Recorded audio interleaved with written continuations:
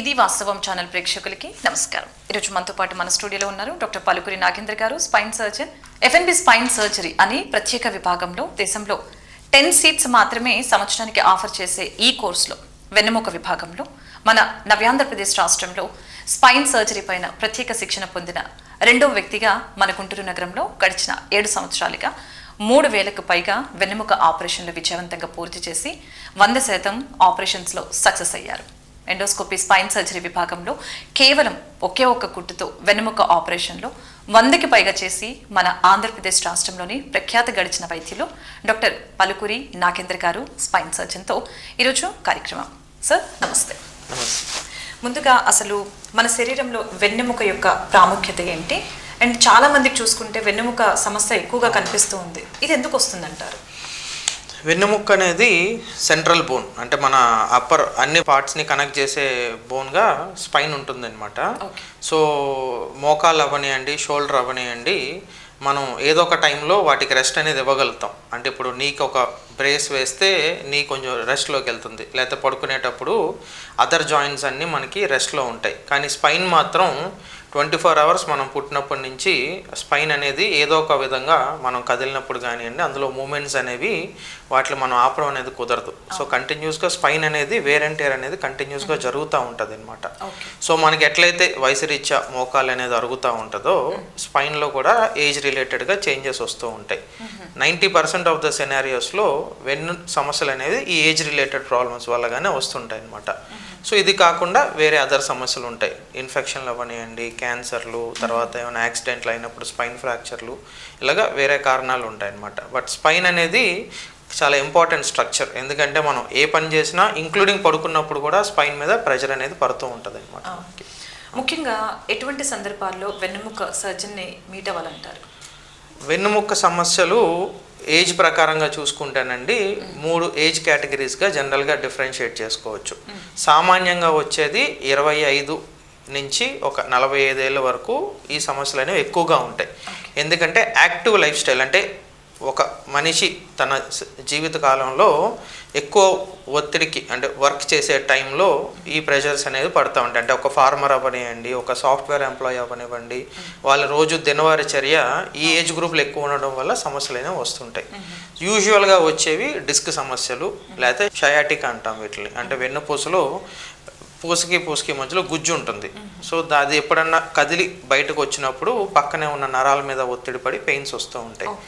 So యూజువల్గా pain అనేది మనకి జస్ట్ ఇప్పుడే ఫస్ట్ టైం పెయిన్ వచ్చింది, దానికి మనం ఫస్ట్ ఎయిడ్ ఏమైనా మెడిసిన్స్ వాడుకున్నప్పుడు వాటి వల్ల తగ్గకపోతే కనుక నైట్ టైమ్స్ కూడా పెయిన్ వస్తున్నా సరే, లేకపోతే చిన్న వయసులో వాళ్ళు, అంటే ఈ యాక్టివ్ ఏజ్ గ్రూప్ కాకుండా అబోవ్ 60 ఇయర్స్ లేకపోతే బిలో 20 ఇయర్స్లో వాళ్ళకి ఎవరికైనా బ్యాక్ పెయిన్ వస్తే కనుక ఖచ్చితంగా స్పైన్ సర్జన్ని లేకపోతే ఒక ఆర్థోపెడిక్ సర్జన్ కానీ ఒకసారి కలవాల్సి వస్తూ ఉంటుంది మనకి.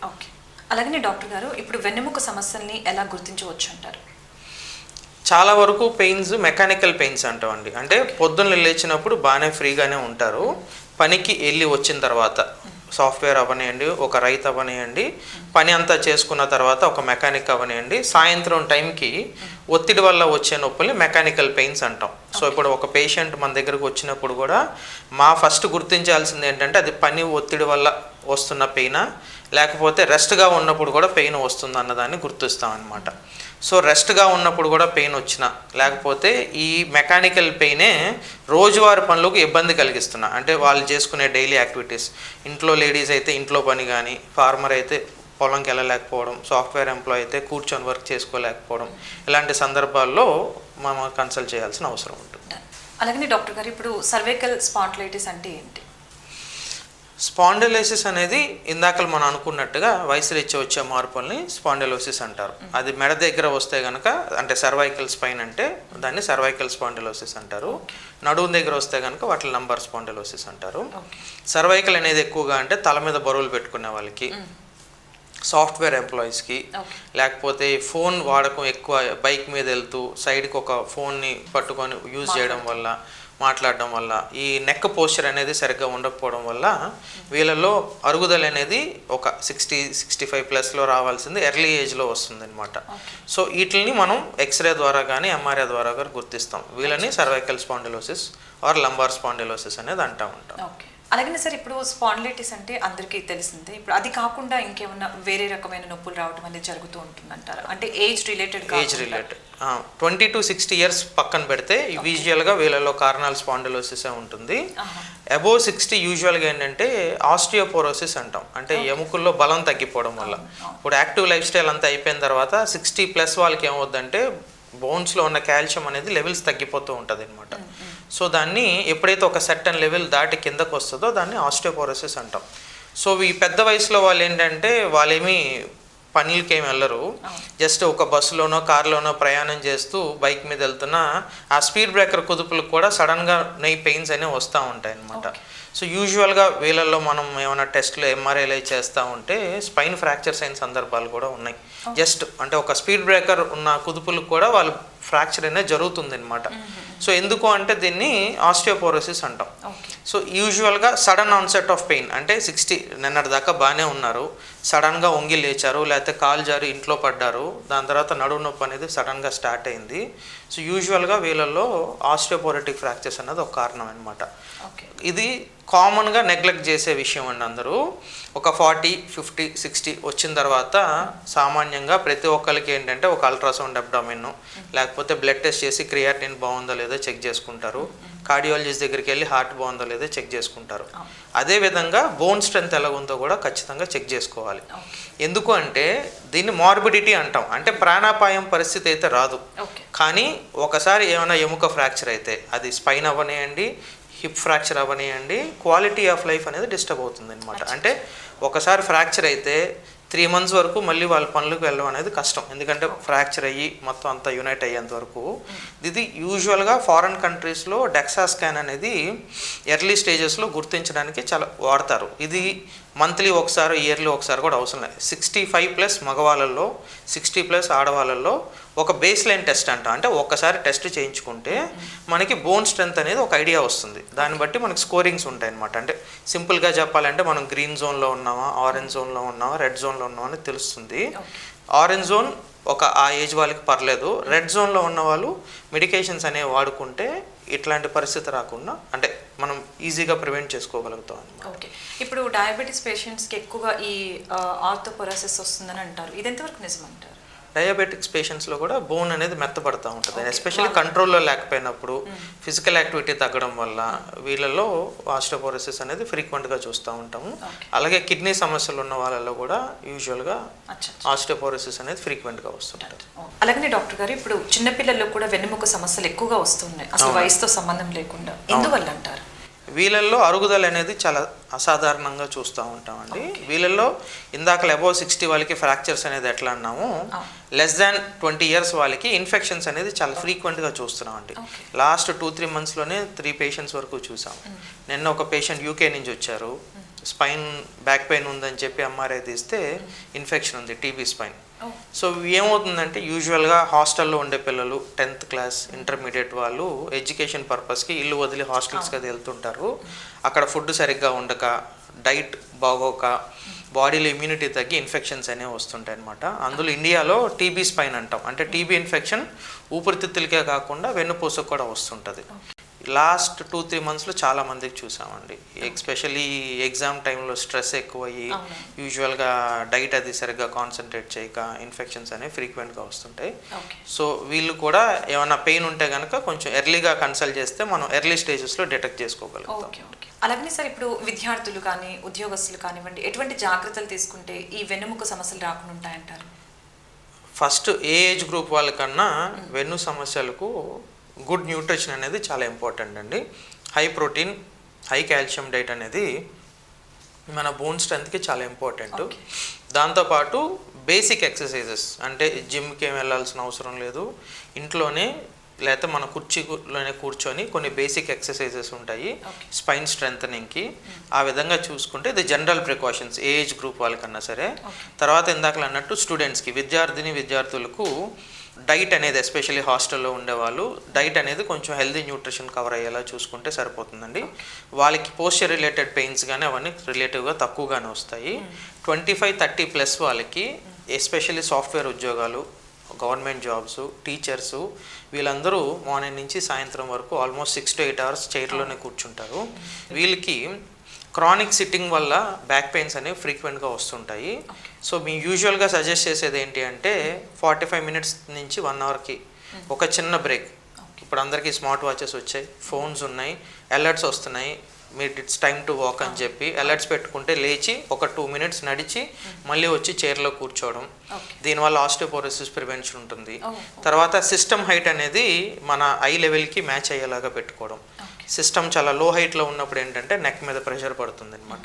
నెక్ స్ట్రైట్గా ఉన్నప్పటికీ నెక్ ముందుకు బెండ్ అవ్వడానికి నెక్ మీద పడే ప్రెషర్ 3 times మారుతుంది. సో ఎప్పుడైతే లో హైట్లో మనం సిస్టమ్ కానీ వర్క్ కానీ చేస్తున్నామో సో ఆ పోస్చర్ కనుక మనం మెయింటైన్ చేసుకుంటే యూజువల్గా యంగ్ ఏజ్లో వాళ్ళకి ఉద్యోగాల వాళ్ళకి జాబ్ చేసుకునే వాళ్ళకి ప్రాబ్లమ్స్ లేకుండా మనం సమస్య నుంచి ప్రివెంట్ చేసుకోవచ్చు అండి. డాక్టర్ గారు, ఇప్పుడు స్లిప్ డిస్క్ అంటే ఏంటి?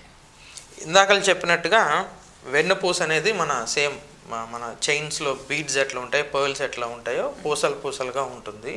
ఫ్లెక్సిబిలిటీ కోసం ఏంటంటే ఒక బోన్కి ఇంకో బోన్కి మధ్యలో గుజ్జు ఉంటుంది అనమాట, జెల్లీ లాంటి సబ్స్టెన్స్ ఉంటుంది. దాన్ని డిస్క్ అంటాం. ఇంటర్వర్టిబ్రల్ డిస్క్ అంటే వర్టిబ్రాకి మధ్యలో ఉన్న డిస్క్. ఇది వంగినప్పుడు లేచినప్పుడు అందులో ప్రెషర్ వేరియేషన్స్ అనేవి జరుగుతూ ఉంటాయి. సో సడన్గా ఎప్పుడు జిమ్కి వెళ్ళని ఒక అబ్బాయి జిమ్కి వెళ్ళి సడన్గా హెవీ వెయిట్ లిఫ్ట్ చేసినప్పుడు తన బాడీకి ఆ వెయిట్ అనేది ఇప్పుడు దాకా అలవాట్లేదు.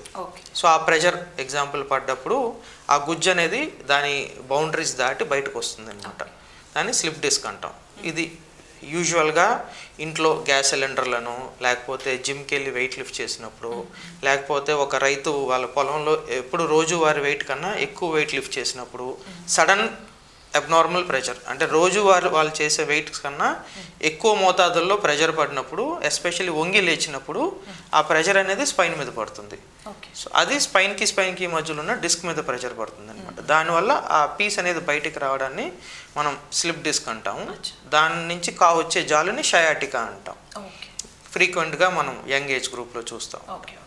అలాగనే సార్, ఇప్పుడు వెన్నెముక వైద్యం అనేది పేదరికం అండ్ మధ్యతరగతి వాళ్ళకి అంటే బేరబుల్గానే ఉందంటారా వైద్యం అనేది? ఖచ్చితంగా ఉందండి. లాస్ట్ 8 yearsలో ఆల్మోస్ట్ 3000 సర్జరీస్ పైగా చేసాము. మనం ఏపీలో చూసుకుంటే 90% ఆఫ్ ద సర్జరీస్ ఆరోగ్యశ్రీలో కవర్ అవుతున్నాయి మనకి. ప్రైవేట్ ఇన్సూరెన్స్లో కూడా బేసిక్ ఇన్సూరెన్స్, మరి కాస్ట్లీ ఇన్సూరెన్స్లు ఏం కాదు, ఒక మిడిల్ క్లాస్ వాళ్ళు ఎఫర్ట్ చేసే రెగ్యులర్ ఇన్సూరెన్స్లో కూడా మనకి 99% of the spine surgeries cover అవుతున్నాయి మనకి. చాలా వరకు మనం సర్జరీస్ అన్ని కవర్ చేస్తున్నాం. సో ఇన్సూరెన్సెస్ కానీ ఆరోగ్యశ్రీ కానీ మనకి చాలా వరకు సర్జరీస్ మనకి spine surgeries majority of the surgeries అంటే కొన్ని మేజర్ సర్జరీస్ ఉంటాయండి. అంటే 8 గంటలు 10 గంటలు అలాంటి సర్జరీలు మేజర్ సర్జరీస్, కానీ చాలా తక్కువగా 100 మందిలో ఒకరికో ఇద్దరికో అలాంటి అవసరం పడుతుంది. 90% ఆఫ్ ద సర్జరీస్ రెగ్యులర్గా ఇందాక మనం మాట్లాడుకున్న స్లిప్ డిస్క్ అవనివ్వండి, లేకపోతే ఏమన్నా ఫ్రాక్చర్ అవనివ్వండి, ఏమైనా యాక్సిడెంట్ అయినప్పుడు ఫ్రాక్చర్ కానీ రెగ్యులర్గా సర్జరీస్ చాలా అందుబాటులో ఉన్నాయండి. పద్ధతులన్నీ పేషెంట్స్ ఆర్ వెరీ హ్యాపీ, కంఫర్టబుల్గానే ఉన్నారు. సో ఆ విధమైన భయపడాల్సిందేం లేదు. అంటే ఇది మనకి చాలా కాస్ట్లీ సర్జరీ, స్పైన్ సర్జరీ అనేది. అంటే 10 years బ్యాక్ సిచ్యువేషన్ అనేది కొంచెం వేరుగా ఉండేదండి. ఎందుకంటే మైక్రోస్కోప్స్ అనేవి అప్పుడే కొత్తగా వచ్చినాయి. అప్పుడు మైక్రోస్కోప్ కాస్ట్ చాలా ఉంటుంది. సో అండ్ ట్రైనింగ్ ప్రాసెస్ కూడా సర్జరీ ఆఫ్ డ్యూరేషన్ ఎక్కువ పడుతుంది. అంటే ఒక రెగ్యులర్ సర్జరీ 4-5 hours తీసుకున్న సందర్భాలు కూడా. అంటే ఇట్స్ సర్జరీ అనేది ఏంటంటే స్పైన్ సర్జరీ అనేది ఇవాల్వ్ అయింది. ఒకప్పటికి ఇప్పటికి పద్ధతులన్నీ మారినాయి. సో ఇప్పుడు మాకు రెగ్యులర్గా సర్జరీ 2-2.5 hours అయిపోతుంది రెగ్యులర్ సర్జరీస్. ఒకప్పుడు ఇదే surgeries use to take around 5 hours. So వీటి వల్ల కూడా ఇండైరెక్ట్గా ఓటీ రన్నింగ్ కాస్ట్ అవనివ్వండి, మైక్రోస్కోప్ ఛార్జెస్ అవనివ్వండి, వీటి వల్ల చాలా కాస్ట్ ఎక్కువ అయ్యేది. ఇప్పుడు మైక్రోస్కోప్స్ అనేది కొంచెం టెక్నాలజీ అనేది అందుబాటులోకి వచ్చింది. ఎండోస్కోప్స్, మైక్రోస్కోప్స్ అన్ని అందుబాటులోకి రావడం వల్ల మనం ఆర్థికంగా అంతేమీ భయపడాల్సిన అవసరం లేదు. అఫోర్డబుల్ ప్రైసెస్లో మనకి కవర్ అవుతున్నాయి.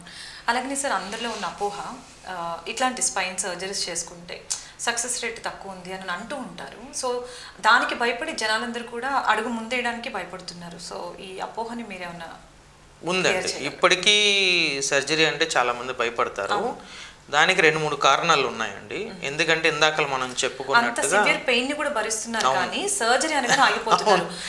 వాళ్ళే చెప్పేస్తున్నారు నేను చేయించుకుంటున్నాను. అవునండి, మేము రోజు ఎన్కౌంటర్ చేసే ప్రాబ్లం ఏది, నిజంగా ఒక అవసరం ఉన్న పేషెంట్కి సర్జరీ చేయించుకోండి అంటే నా కూతురు ఉందండి పెళ్లి చేయాలి, లేకపోతే నా కొడుకున్నాడండి చదివించుకోవాలి అంటే లైఫ్ దీంతో ఎండ్ అయిపోతుంది, ఈ సర్జరీతో నా లైఫ్ అయిపోయింది, దాని తర్వాత నేను ఎందుకు పనికిరాను, నేను మంచాన్ని పడతాను అన్న అపోహలో ఉంటున్నారు.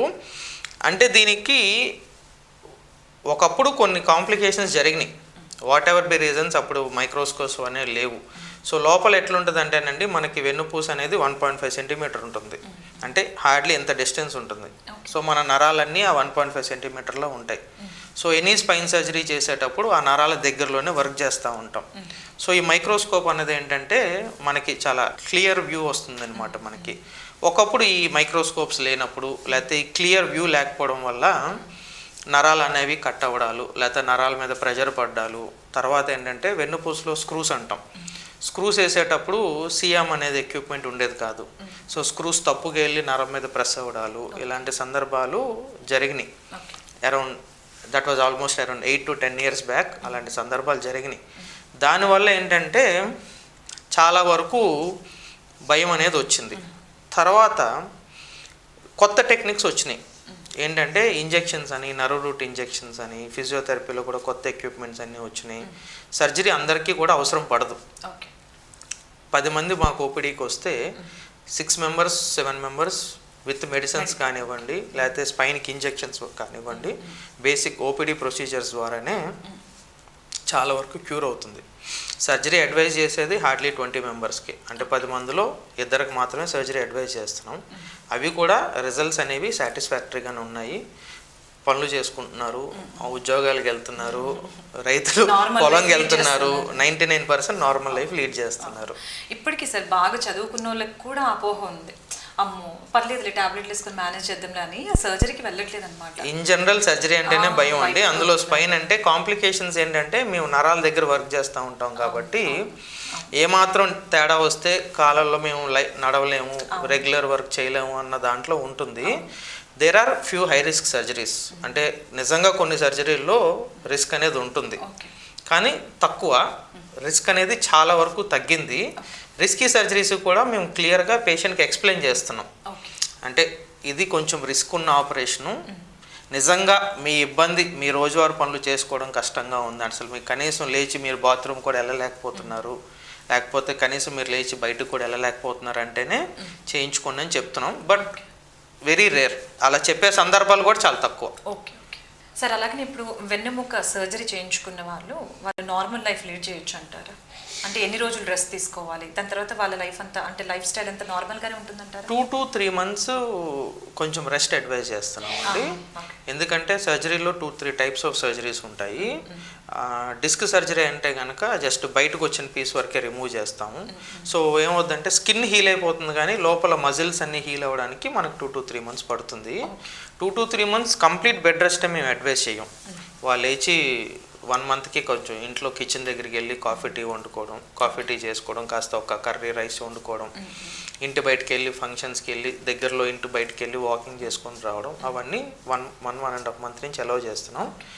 3 months తర్వాత నుంచి వాళ్ళు రెగ్యులర్ డైలీ యాక్టివిటీస్కి యాజ్ యూజువల్ సర్జరీ బిఫోర్ ఎట్లా ఉన్నారో 3 months తర్వాత నుంచి అందరికీ అలౌ చేస్తాం. చిన్న చిన్న జాగ్రత్తలు ఉంటాయి, అంటే కొంచెం ఎక్సర్సైజ్ యాడ్ చేయడం, వెయిట్ పెరగకుండా చూసుకోవడం, పెద్ద వంగి, ఇందాక మీకు చెప్పినట్టు వంగి బరువులు ఎత్తడాలు, వంగి ముగ్గులేయడాలు, అలాంటివి కొంచెం ఎక్కువ స్ట్రెస్ అవ్వకుండా చిన్న జాగ్రత్తలు తీసుకుంటే ఎటువంటి కాంప్లికేషన్స్ లేకుండా వాళ్ళ డైలీ యాక్టివిటీస్ వాళ్ళు చేసుకోగలుగుతారు. ఓకే సార్, అలాగే ఇప్పుడు సిటీ అంటే ఏంటి, ఎంఆర్ఐ అంటే ఏంటి, ఈ రెండింటికి డిఫరెన్స్ కొంచెం వివరిస్తారా?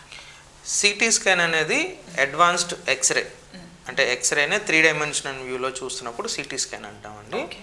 సిటీ స్కాన్ అనేది తక్కువ సందర్భాల్లో యూస్ చేస్తాం, ఓన్లీ ఫ్రాక్చర్ అయినప్పుడు కొన్ని సందర్భాల్లోనే యూస్ చేస్తాం. ఈ డిఫరెన్స్ మనకు తెలియడం ఎందుకు ఇంపార్టెంట్ అంటే సిటీ స్కాన్ అనేది రేడియేషన్, అంటే ఒక ప్రెగ్నెంట్ ఉమెన్ అవ్వనివ్వండి, లేకపోతే ఒక ప్రెగ్నెన్సీకి ప్లాన్ చేస్తున్న లేడీస్ అవనివ్వండి, లేకపోతే చిన్నపిల్లలు అవనివ్వండి, వీళ్ళల్లో సిటీ స్కాన్ అనేది తక్కువగా అడ్వైజ్ చేస్తాం. Because CT scan is radiation, but MRI అనేది రేడియేషన్ కాదు. ఎంఆర్ఐ అంటే పేరులోనే మ్యాగ్నెటిక్ రేడియేషన్ ఇమేజింగ్ అని ఉంటుంది. సో ఒక మెషిన్లో ఒక మ్యాగ్నెట్ ఉంటుంది, మన బాడీలో ఉన్న హైడ్రోజన్ అయాన్స్ వాటర్ వల్ల మనకు ఒక ఇమేజ్ వస్తుంది అనమాట. సో ఎంఆర్ఐ అనేది కంప్లీట్లీ సేఫ్. చాలామంది ఏంటంటే ఎంఆర్ఐ చేయించుకోమంటే ఎస్పెషల్లీ పోస్ట్ కోవిడ్ సిటీ స్కాన్కి ఎంఆర్ఐ స్కాన్కి కన్ఫ్యూజ్ అవుతూ ఉంటారు.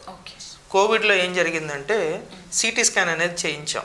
అంటే ఊపిరితిత్తుల్లో కొరాయిడ్ స్కోర్ అని, ఊపిరితిత్తులు ఎంత ఇన్వాల్వ్ అయినాయి అని చెప్పి సిటీ స్కాన్ అనేది చాలా ఎక్కువగా యూజ్ చేశారనమాట.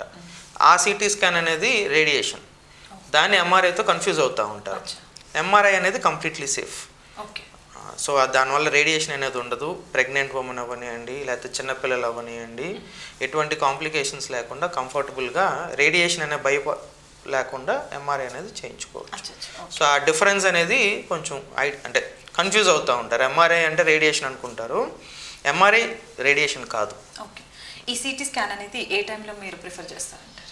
చిన్నపిల్లలు స్కోలియోసిస్ అంటాం, అంటే వెన్నుపూస వంకరగా ఉన్నప్పుడు స్క్రూస్ అది వేయాల్సిన సందర్భం వస్తుంది. అలాంటప్పుడు ఆ బోన్ సైజ్ ఎంత ఉంది, మనకి స్క్రూ ఏమన్నా ఏ సైజ్ స్క్రూ వేసుకోవాలి, లేకపోతే ఫ్రాక్చర్ అయినప్పుడు క్లియర్గా ఏ బోన్స్ ఫ్రాక్చర్ అయినాయి తెలుసుకోవడానికి మాత్రమే సిటీ స్కాన్ వాడతాం.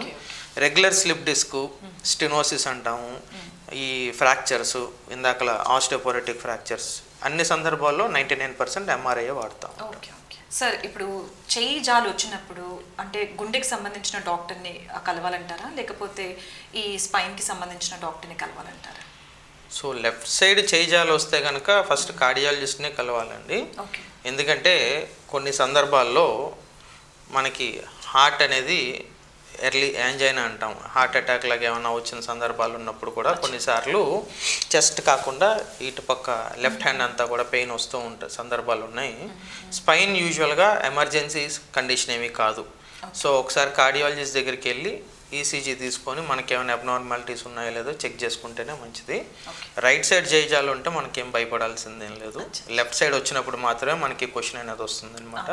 Cardiologist advice is first preferable. Okay, అంటే పాపం జనాలకి తెలియక కదా అని చెప్పేసి ఇటువైపు రావడం జరుగుతుంది. అవును, అంటే ఆర్థోపెడిషన్ కానీ స్పైన్ సర్జన్ కానీ కలవడం జరుగుతుంటుంది, ఎక్కువగా కలుస్తూ ఉంటారు. బట్ ఒకసారి ఒక కార్డియాలజిస్ట్ కానీ, కార్డియాలజిస్ట్ అవసరం లేదండి, జనరల్ ఫిజిషియన్ కలిసినా సరిపోతుంది. లెఫ్ట్ వస్తే మాత్రం తప్పకుండా కార్డియాలజిస్ట్ని కలవాలి. జనరల్ ఫిజిషియన్ అన్నా కూడా ఒక సింపుల్ 200 రూపీస్ ఈసీజీ తీస్తే మనకి ఏమన్నా హార్ట్లో ఏమన్నా ప్రాబ్లం ఉందా లేదా బేసిక్ ఐడియా మనకు వస్తుంది. అవును, దానికి అంటే మన ఊర్లో కార్డియాలజిస్ట్ లేరు, సూపర్ స్పెషాలిటీ వాళ్ళు అందుబాటులో లేరు అని మనం ఏమీ ఆలోచించాల్సిన అవసరం లేదు. బేసిక్ ఎండి జనరల్ మెడిసిన్ ఏ డాక్టర్ దగ్గరికి వెళ్ళినా కూడా సింపుల్ ఈసీజీలో మనకు అసలు ఏమన్నా హార్ట్కి ఏమైనా ప్రాబ్లం ఉందా లేదా మనం గుర్తించుకోగలుగుతాం. సార్, అలాగే ఇప్పుడు ఎండోస్కోప్ సర్జరీ అంటే ఏంటంటారు? వెన్నుపూస ఆపరేషన్లు 3 రకాలుగా విభజించవచ్చండి. ఓపెన్ సర్జరీస్ అంటే ఎటువంటి ఎక్విప్మెంట్ లేకుండా కంటితో డైరెక్ట్గా చూస్ చేసేదాన్ని ఓపెన్ సర్జరీ అంటాము. 10 years బ్యాక్ యూజువల్గా ఎక్కువ వాడకంలో ఉండేది ఓపెన్ సర్జరీస్. అంటే లోపల ఇందాకలు అన్నట్టు నరాలు సరిగా కనిపించకపోవడం కానీ, లేకపోతే అలాంటి కటింగ్ అనేది పెద్దది ఉంటుంది, మజిల్ కట్ చేయడం అనేది ఎక్కువ కట్ చేయాల్సి వస్తుంది. తర్వాత మైక్రోస్కోప్ అంటామండి. అంటే మైక్రోస్కోప్ అనేది మెషిన్ ఉంటుంది, మనం ఆ మెషిన్లో నుంచి చూసి సర్జరీ చేస్తాం అనమాట. సో లోపల నరాలు అనేవి మనకు క్లారిటీగా కనబడుతుంది. దాని నెక్స్ట్ జనరేషన్ వచ్చింది ఎండోస్కోపీ. సో ఇప్పుడు మనం లాప్రోస్కోపీ అంటాం, అంటే పొట్ట లోపలికి 2-3 కన్నాలు పెట్టి లోపల కెమెరాని పంపించి లోపల అవయాలన్నీ మనకి టీవీలో కనపడతాయి, దాన్ని లాప్రోస్కోపీ అంటాము. అబ్డామిన్కి చేసేదాన్ని లాప్రోస్కోపీ అంటారు. సేమ్ అదే వెన్నుపూసకి చేస్తే స్పైన్ ఎండోస్కోపీ అంటాం. అంటే కటింగ్ అనేది మనకు ఆ కెమెరా సైజు యూజువల్గా ఒక 8 mm కానీ 10 mm కానీ ఉంటుంది, అంతవరకే కటింగ్ ఉంటుంది. జస్ట్ సింగిల్ స్టిచ్ అంటాం అనమాట. సింగిల్ స్టిచ్లో నుంచి మనం స్పైన్లోకి కెమెరాని పంపించి ఆపరేషన్ అనేది కంప్లీట్గా మనకి టీవీలో కనబడుతూ టీవీలో చూస్తూ చేస్తాం అనమాట. Endoscopy is most advanced surgery. Single stitch ఉంటుంది, మ్యాగ్నిఫికేషన్ కూడా మైక్రోస్కోప్ కన్నా ఎక్కువగా ఉంటుంది. అంటే 10 times మ్యాగ్నిఫికేషన్ అంటాం జనరల్గా. అంటే ఒక 1 mm ఉన్న నరం మనకి కంప్యూటర్లో టీవీలో 10 mmగా కనబడుతుంది అనమాట. సో దీనివల్ల ఏంటంటే నెక్స్ట్ డే డిశ్చార్జ్ కూడా చేస్తున్నాం. సో మార్నింగ్ సర్జరీ చేస్తే నెక్స్ట్ డే డిశ్చార్జ్ కూడా చేస్తున్నాం. So early recovery less cutting ఉంటుంది. అడ్వాన్స్ సర్జరీ రిస్క్ కూడా తక్కువ ఉంటుంది, ఎందుకంటే మనకు అంత క్లారిటీగా ఉన్నప్పుడు నరం డ్యామేజ్ అనేది కూడా జరగదు అనమాట. దీన్ని నెక్స్ట్ డే నుంచి వాళ్ళ డైలీ రొటీన్ చేసేస్తారు. డైలీ రొటీన్ అంటే డిశ్చార్జ్ చేస్తాం, సెకండ్ థర్డ్ వీక్ నుంచి వాళ్ళు వర్క్ వెళ్ళిపోతున్నారు. రెగ్యులర్గా మైక్రోస్కోప్ ఎండోస్కోప్లో అయితే 2 to 3 months హాస్పిటల్లోనే 1 week ఉంటాం యూజువల్గా. ఇదైతే సెకండ్ డే డిశ్చార్జ్. ఈరోజు సర్జరీ చేస్తే నెక్స్ట్ డే డిశ్చార్జ్, 2 weeksకి we're sending back to offices. Doctor గారు, అలానే ఇప్పుడు వెన్నెముక ఆపరేషన్ చేయించుకున్న వాళ్ళు ఎన్ని రోజులు రెస్ట్ తీసుకోవాలి, జాగ్రత్తలు ఎటువంటివి తీసుకోవాలండి? Main regular activities second third month నుంచి అలో చేస్తామండి. అన్ని పనులు వాళ్ళు చేసుకోగలుగుతారు. ఫస్ట్ 2 to 3 months అంటే మనం లేచే విధానం కానివ్వండి, అంటే పడుకొని లేచేటప్పుడు పక్క తిరిగి లేవడం, కూర్చునేటప్పుడు నడుముకి బెల్ట్ పెట్టుకొని చైర్లో వెనకాల సపోర్ట్ ఉండే చైర్లో కూర్చునేటప్పుడు ఆపరేషన్ చేసిన దగ్గర ప్రెషర్ పడకుండా పెయిన్ అదే తక్కువగా ఉంటుందన్నమాట, కంఫర్టబుల్గా చేసుకోగలుగుతారు. వంగి లేవడం మాత్రం 2 to 3 months తర్వాత అలో చేస్తామండి. లాంగ్ డిస్టెన్సెస్ కానీ బైక్ జర్నీస్ కానీ యూజువల్గా సెకండ్ మంత్ తర్వాత అలో చేస్తాము. దాంతోపాటుగా కొంత ఎక్సర్సైజ్, బేసిక్ చిన్న exercises, healthy diet, weight loss, weight పెరగకుండా చూసుకోవడం. వీటి వల్ల ఏంటంటే చేసిన సర్జరీకే కాకుండా ఇంకా ఫర్దర్గా వేరే ప్రాబ్లమ్స్, అంటే ఒక డిస్క్ తర్వాత వేరే డిస్క్కి వచ్చే ఛాన్స్ కూడా ఉంటుంది, అవి కూడా రాకుండా ఉండడానికి కూడా మనకి హెల్ప్ అవుతుంది. ఓకే డాక్టర్ గారు, ఈ మధ్యకాలంలో చూస్తే చాలా మంది కూడా జిమ్లో ఓవర్ వెయిట్ వేసుకొని ఎక్సర్సైజ్ చేయడం జరుగుతుంది. డెడ్ లిఫ్ట్ కానివ్వండి, వెయిట్ లిఫ్టింగ్ కానివ్వండి. సో ఇలా చేయడం వల్ల వాళ్ళకి ఎటువంటి సమస్యలు వస్తాయంటారు? ఈ ఓవర్ వెయిట్స్ అనేది ఎప్పుడైనా సరే గ్రాడ్యువల్ ప్రాసెస్లో అనేది జరగాలండి. ఇప్పుడు ఒక మనిషిని నువ్వు ఎంతే వెయిట్ లిఫ్ట్ చేయాలని చెప్పి ఎక్కడ మనం చెప్పకూడదు, అండ్ అది వాళ్ళ క్యాపబిలిటీని బట్టి ఉంటుంది. బట్ ఎనీ డెడ్ లిఫ్ట్స్ కానివ్వండి, వెయిట్ కానివ్వండి, should be under guidance of a proper trainer. అంటే పక్కన ఒక మనిషిని ఎవరినన్నా సపోర్ట్ పెట్టుకోవాలి. ప్రయర్గా లోవర్ వెయిట్స్ నుంచి గ్రాడ్యువల్గా హయ్యర్ వెయిట్స్కి రావాలి. లిఫ్ట్ చేసేటప్పుడు బ్యాక్ మీద ప్రెషర్ పడకుండా పోస్చర్ అది కరెక్ట్గా మెయింటైన్ చేసుకోవాలి. సో ఈ అన్నిటికీ మనకి ప్రాపర్ ట్రైనర్ కానీ ఎవరైనా పక్కన గైడెన్స్ ఇచ్చినప్పుడు మనం అండర్ ప్రాపర్ సర్కమ్స్టాన్సెస్ మనకి ఎటువంటి ఇబ్బందులు రావన్నమాట. జస్ట్ మార్నింగ్ నిన్న ఒక యూట్యూబ్లో చూసాం మేము కూడా, వెయిట్ లిఫ్ట్ చేస్తున్నప్పుడు 70 kgs వెయిట్ నెక్ మీద ఎక్కడ పడింది. పేషెంట్ ఆన్ స్పాట్ ఎక్స్పైర్, ఎందుకంటే నెక్ నుంచి లంగ్స్కి వెళ్ళే మజిల్స్ అన్నీ ఉంటాయి. హెవీ వెయిట్ పక్కన ట్రైనర్ కూడా ఉన్నారు మనకు కనబడుతుంది. బట్ ఏంటంటే లిఫ్ట్ చేసే టైంలోనే ఎక్కడో స్లిప్ అయింది. ఫ్రంట్ పార్ట్కి అంటే ఒకవేళ వెయిట్ పడినా కూడా యూజువల్గా బాడీ ముందు నుంచి కింద పడాలి వెయిట్. ఆమె నెక్ కొంచెం ముందుకు బెండ్ చేసింది. సో బెండ్ చేయడం వల్ల వెయిట్ అనేది కంప్లీట్గా నెక్ మీద పడడం వల్ల నెక్ క్రాక్, డెఫినెట్లీ ఆ వీడియో చూస్తే అర్థమవుతుంది అనమాట, ఫ్రాక్చర్ అయ్యే సందర్భాలు ఉన్నాయి. సో రిస్క్ కూడా ఉంటుంది హెవీ వెయిట్స్ లిఫ్ట్ చేస్తున్నప్పుడు. కానీ అందరూ చేస్తున్నారు with proper precautions and with some guidance. పక్కన ఎవరైనా సపోర్ట్ తీసుకొని వార్మప్ చేసుకొని నడుముకి బెల్ట్ అది కట్టుకొని చేసుకోవచ్చు. ఓకే డాక్టర్ గారు, అలాగని ఇప్పుడు వెన్ను సమస్యకి ఎటువంటి టైంలో మీరు ఆపరేషన్ అనేది అవసరం అంటారు? మంచి క్వశ్చన్ అండి. మా సార్ ఉన్నారు, నేను ఎవరి దగ్గర అయితే ట్రైనింగ్ తీసుకున్నానో డాక్టర్ శంకరాచార్య సార్ అని ఢిల్లీలో ఉంటారు. ఆయన ఒక మాట అంటూ ఉంటారనమాట, మనిషి అన్నాక ఒక్కసారన్నా వెన్నునొప్పి అనేది వస్తూ ఉంటుందని చెప్పి. సో ఎందుకంటే ఇందాక ఫస్ట్ క్వశ్చన్ మనం అనుకుంటే మనం చేసే ప్రతి పనిలోనే బ్యాక్ మీద ప్రెషర్ అనేది పడుతుంది. సో ఏదో ఒక సందర్భంలో పెయిన్ అనేది సహజంగానే వస్తుంటుంది అనమాట. 99%, అందులో 50% of the times muscle pain ఉంటుంది. చాలామంది డాక్టర్ దగ్గర కూడా రారు, 2 రోజులు రెస్ట్ తీసుకొని జెండు బామ్ అది రాసుకుంటే తగ్గిపోతుంది. సో అవి మజిల్ పెయిన్స్ అనమాట. దాని తర్వాత తగ్గని వాళ్ళు జనరల్గా మా దగ్గరకు వస్తుంటారు. సో మనం ఎంఆర్ఐ కానీ టెస్ట్ అవనివ్వండి, ఎక్స్రే అవనివ్వండి, మనం గుర్తిస్తే కనుక ఏ ప్రాబ్లమ్స్ ఉన్నాయో మనకు అర్థమవుతాయి. సో మెజారిటీ మా దగ్గర కూడా మజిల్ పెయిన్స్ కానీ ఉంటాయన్నమాట. దాని నెక్స్ట్ లెవెల్లో డిస్క్ ప్రొలాప్స్ అంటాం, షయాటికా అంటాం. సో పెద్ద పీస్ ఏమన్నా బయటకు వచ్చి నరం మీద ప్రెస్ అవుతున్నప్పుడు యూజువల్గా ఆ సందర్భాల్లో కూడా మనకి పెయిన్ అనేది తగ్గుతూ ఉంటుంది. సో ఇవన్నీ ఒక స్పైన్ సర్జన్ దగ్గరికి మీరు వెళ్ళవలసిన అవసరం ఎందుకు అంటే, మనకి ఎంఆర్ఐలో ఉన్న ఫైండింగ్స్కి మన క్లినికల్ సినారియోకి నిజంగా మనం కంపేర్ చేసి సర్జరీ అనేది ఖచ్చితంగా అవసరం లేదా అనేది గుర్తించడం ఇంపార్టెంట్ అనమాట.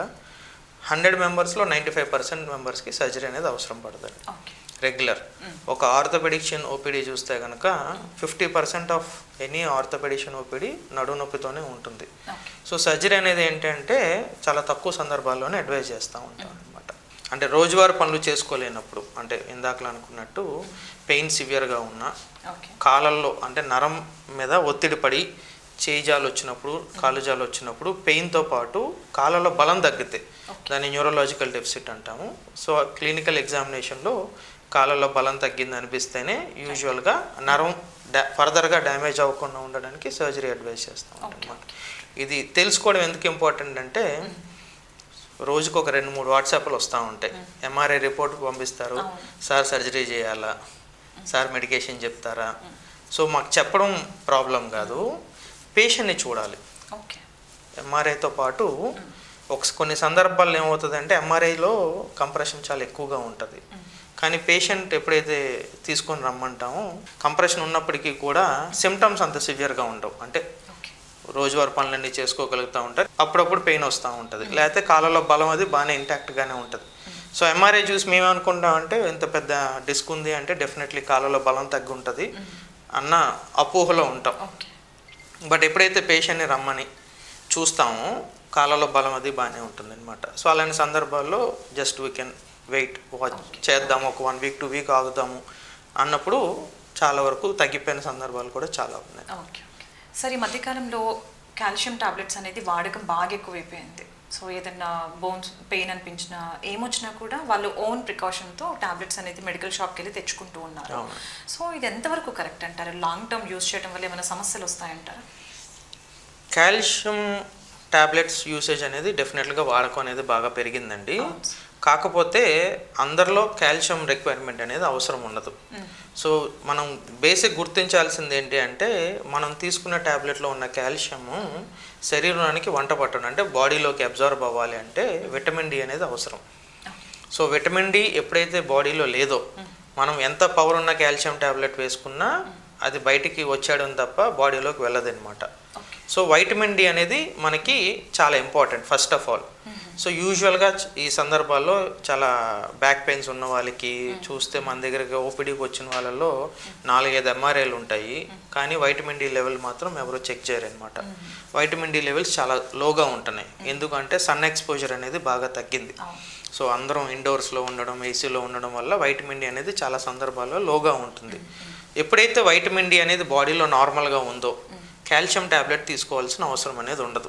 ఎందుకంటే మనం తీసుకునే ఆల్మోస్ట్ ప్రతి ఫుడ్లో, అంటే జంక్ ఫుడ్ పక్కన పెడితే, బర్గర్లు పిజ్జాలు పక్కన పెడితే, మనం రోజువారీ ఇండియన్ డైట్ పప్పు సాంబార్ కూర పెరుగు అన్నిట్లోని కాల్షియం ఉంటుంది.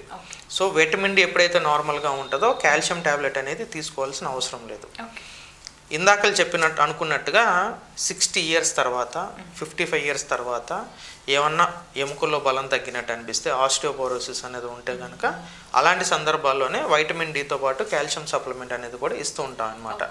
రెగ్యులర్ యూసేజ్ కూడా కాల్షియం కొంత జనరల్గా ప్రివెన్షన్ కూడా అడ్వైజ్ చేస్తాము ఆడవాళ్ళలో మెనోపాజ్ వచ్చిన తర్వాత. ఎందుకంటే మెనోపాజ్ తర్వాత హార్మోన్స్ అనేవి ఈస్ట్రోజన్ ప్రొజెస్ట్రాన్ హార్మోన్స్ తగ్గడం వల్ల ఆస్టియోపోరోసిస్ అనేది వస్తుంది. సో వాళ్ళలో డైలీ 1 కాల్షియం ట్యాబ్లెట్ అడ్వైజ్ చేస్తాము. మగవాళ్ళలో మాత్రం 65+ తర్వాతే కాల్షియం ట్యాబ్లెట్ అనేది అవసరం పడుతుంది. Okay sir, thank you so much sir. Me valuable టైంని కేటాయించి చాలా డౌట్స్ని అయితే మాకు క్లియర్ చేశారు. సో చూసారు కదండి, ఈరోజు స్పైన్ సర్జన్ డాక్టర్ పలుకురి నాగేంద్ర గారితో కార్యక్రమం. మరొక కార్యక్రమంలో మళ్ళీ కలుగుతాం. ఇటువంటి మంచి మంచి కార్యక్రమాలు మీరు కూడా వీక్షించాలనుకుంటే ఇది వాస్తవం ఛానల్ని సబ్స్క్రైబ్ చేసుకోండి, షేర్ చేయండి, లైక్ చేయండి. నమస్కారం. మరిన్ని వీడియోస్ కోసం ఇది వాస్తవం ఛానల్కి సబ్స్క్రైబ్ చేసుకోండి. కొత్తవన్నీ విషయాలు తెలుసుకోండి. Thank you very much.